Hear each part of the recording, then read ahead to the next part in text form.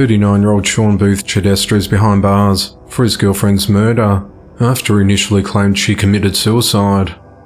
The incident occurred at 11:38 p.m. on the 14th of July 2022, when the authorities responded to a 911 call of a reported suicide at a warehouse apartment on the corner of Sylvia Avenue and 6th Avenue in Marathon, Florida. Sean advised dispatch that his 38-year-old girlfriend, Daniela Marie Blackburn, was dead and that she shot herself in the head and that she's dead in my kitchen. When first responders arrived, they found Daniela dead with a bullet wound on the top of her head with a 9mm handgun nearby. Sean claimed that he was in another room in the home when he heard the gun go off. When he went into the other room, he found Daniela dead, he said. A medical examiner later determined that the bullet wound found on Daniela was not consistent with someone who shot themselves. Detectives also found that Daniela had no history of mental illness or suicidal tendencies. Sean has a violent history, and Daniela had a no-contact order made against him on the 18th of June 2022. 6 days earlier, Sean grabbed her by the hair, threw her onto the ground twice, and struck her in the face. She then locked herself in the bathroom after Sean threatened to further harm her. Sean told the authorities he locked her in the garage. He was arrested on a false imprisonment charge and was released on the condition of a no-contact order. On the 1st of July, the authorities responded to a 911 call regarding an alleged domestic violence incident at the same address, where Daniela contacted the authorities and told them that Sean was trying to harm her. She said that Sean attacked her 3 times before she was able to contact 911 for help.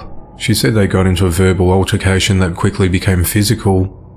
She said that Sean used both of his hands to grab her by the hair and dragged her off the couch onto the floor, causing her to hit her head on the dresser drawer. Sean then paced away before returning twice to grab her by the hair and drag her about the residence, banging her head throughout the hallway. It was only after Sean dragged her to an area near the front door and paced away that allowed Daniela the opportunity to exit the residence and call for help.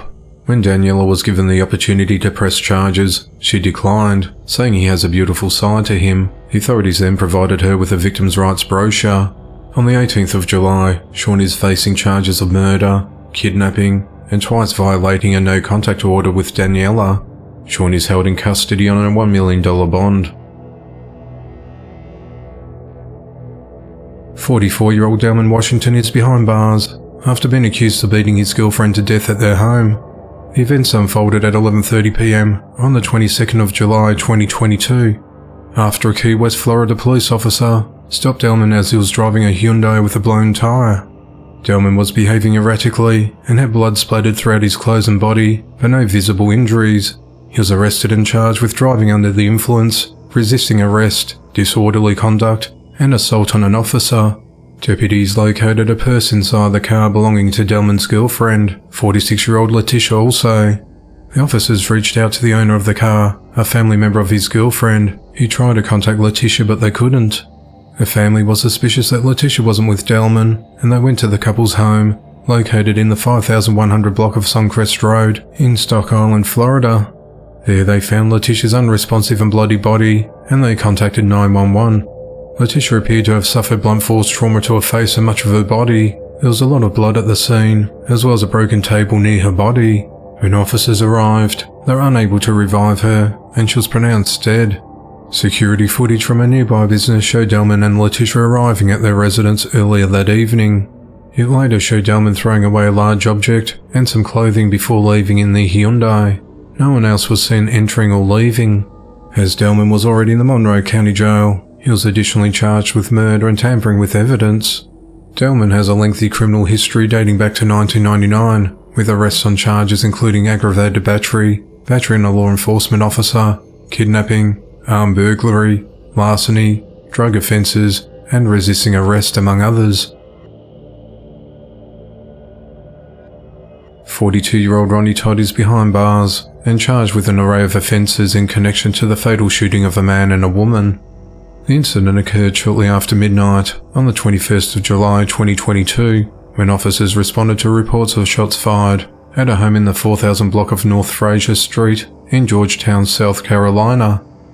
When officers went inside the home, they found 44-year-old John Ashley Altman and 30-year-old Emily Elizabeth Riccitelli, both shot in the head.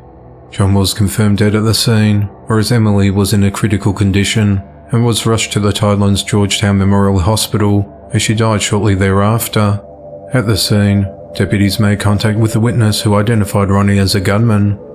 Arriving at Ronnie's home, deputies found the hood of his car still hot and heard noises coming from inside the residence.